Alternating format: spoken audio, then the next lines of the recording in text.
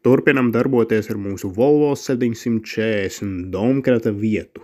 Sākam, protams, ar punktu mētinājumu norpšanu, tad izmantojot flekša palīdzību un griezēja diska, izgriežam ārā visu norūsējušo metālu.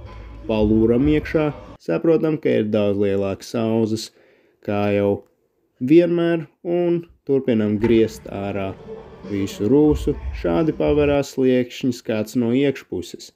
Tad, kad viss ir izgriezts, izskatās šādi, kā redzat, rūsējušu detaļu vairs nepaliek, gatavojam jaunus paneļus, kurus nevaram dabūt no mūsu iepirktā donora, tos izlokam no rokas, mēram, samēram, piemēram, salīmeņojam, pieķeram un mētinam iekšā.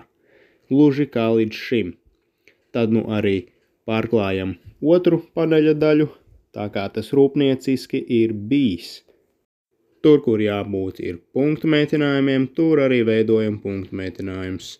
Kur jābūt ir reliefam tādam, kā jābūt, tādu arī viņu cenšamies nokopēt, atkārtot. Tad, kad jau viss mums ir skaisti sametināts iekšā, pirms nāk pa virsu jauni, pārējie paneļu fragmenti, visu sagruntējam ar pretkorozijas grunti, lai mūsu rūsa neatgriežās jau šovakar.